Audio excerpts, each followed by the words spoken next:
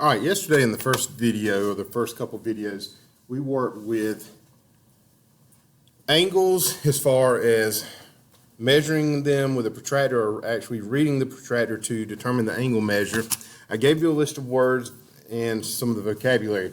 As you went through the notes, I gave you, I think, 10 words, but as you got into the notes, I gave you the definition of several of the words. I gave the definition of angles, right angle, acute angle, right angle, straight angle, what an angle is, and what a vertex is. Then you have the other words, and as we continue in the next several days, I will give you those definitions, and you will basically have a quiz on them sometime next week. Also yesterday, other than reading a protractor, working with the angles, we talked about right angles, what a right angle is, which is things you should already know, what an acute angle is, an obtuse angle, a straight angle or a straight. Talked about naming angles with the 3-letter method, with the 1-letter method, and also by number, if it has a number there. Then I gave you some different representations of an acute, obtuse, straight, and I gave you a bonus one. The bonus problem, let me talk about that for just a minute. The bonus problem wanted you to know what is the measure of an angle that is more than 90 degrees. So if you have an angle that measures more than 90 degrees, and if my board will work, that would be something that would look something, well, let me redo this. Let me just do that. That would be like measuring the outside here. You know that that inside part would be 90 degrees, but if we could measure the outside part, you would get 270 degrees. Now, what I was wanting to know for the bonus is, what exactly is that angle measure? Or not what the angle measure is, but what is that called? This kind of angle is called a reflex angle. Kind of like a reflex you have when the doctor hits your knee and checking your reflexes. It is called a reflex angle.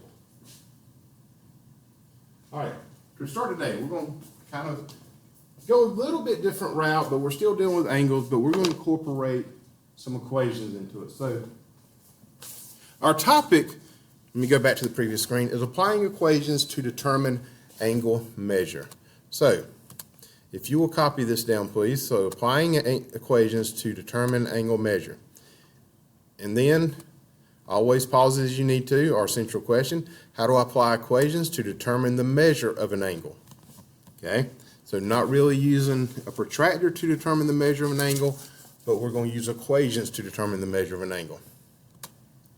All right, let's start off with this problem right here. If you will, go ahead and draw this out right here. So I'm going to highlight just all this stuff. You don't need to draw the information on the right, but I do want you to draw this. So you have a right angle drawn, you have the square kind of drawn on the inside, and you also have that angle represents 2x minus 10. The question on the right says you are given a right angle with the following expression representing the measure. Given what you know about right angles, find the value of x. Now, this is a very straightforward type of problem that you're going to use a lot as you progress up into geometry next year when you take geometry during the year in the 8th grade. Definitely big time when you get into geometry in the 10th grade, and you'll also use it in the 9th grade with algebra. So let's start off with what we know. We know that this angle right here from here to here is a 90-degree angle because it has this square. So we know that that angle is equal to 90 degrees. So what I'm going to do is I'm going to set this equal to 90 degrees, just like that. We also know that that angle has a measure of 2x minus 10. So not only is this 90 degrees, but it also represents 2x minus 10. So if you think about it, 2x minus 10 is the same as what this angle measure is, which is 90. So what I'm going to do is I'm going to set this equation up as 2x minus 10 equals 90 because they represent the same angle. They're the same thing, so they equal each other. So all we're going to do now is solve the equation. Solving equations, we know we do adding and subtracting first, multiplying and dividing second. So I have a minus 10, so I'm going to add 10 here. I have to do the same thing to the other side. So we're not getting away from the equations. We're just applying it now to the geometry part. The negative 10 and the plus 10 or positive 10 cancel out. The 90 plus 10 gives you 100, and that leaves 2x on the left side. All right, so I took care of my adding and subtracting. So I move on to multiplying and dividing. There's 2x, which means multiplication. The inverse of that is division, so I divide each side by the 2 because it's with the variable. The 2's cancel out, so that leaves us with x equaling 50. Now, that doesn't mean the angle equals 50. That means the expression that represents that angle equals 50. So if I substitute 50 back into here, 2 times 50 is 100. 100 minus 10 equals 90 degrees, which is the measure of that angle.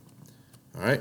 So, like I said, if you'll copy this angle down, and then if you will also copy this example here with it. Okay? That's one kind of problem that you're going to see, where they equal 90-degree angles. Let's move on to the next one. And again, if you'll copy this one down, this time you have an angle right here that represents 5x plus 40, and we're going to call this just angle B. And then up here, I want you to copy the important information down. We know angle B measures 120 degrees. So we know this measures 120 degrees. We know it also represents 5x plus 40. So what we're going to do here is we're going to say 5x plus 40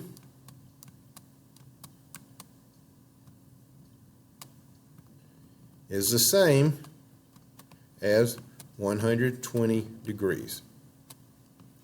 All right, take care of adding and subtracting. Then we're going to take care of multiplying and dividing. All right, so the first thing I'm going to do is get rid of that plus 40 or that positive 40. So the inverse is minus 40. So if I subtract 40 from both sides, that cancels out. 120 minus 40 is 80. Bring down that 5x.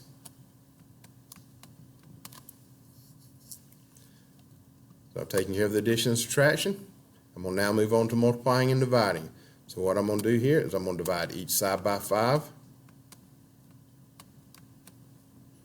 That cancels out. And now I'm going to do 80 divided by 5. And if you do 80 divided by 5, some of you may know what that is. Some of you may have to go off to the side. So 80 divided by 5 gives you 16. So that represents our value of x. And if I take this and substitute it back in, 5 times 16 is 80. 80 plus 40 is 120, which is the value of that angle. All right. So what I want you to do now is I want you to go to digits, and I want you to do the 10-1 assignment labeled incorporating equations. So it will be labeled 10-1 incorporating equations.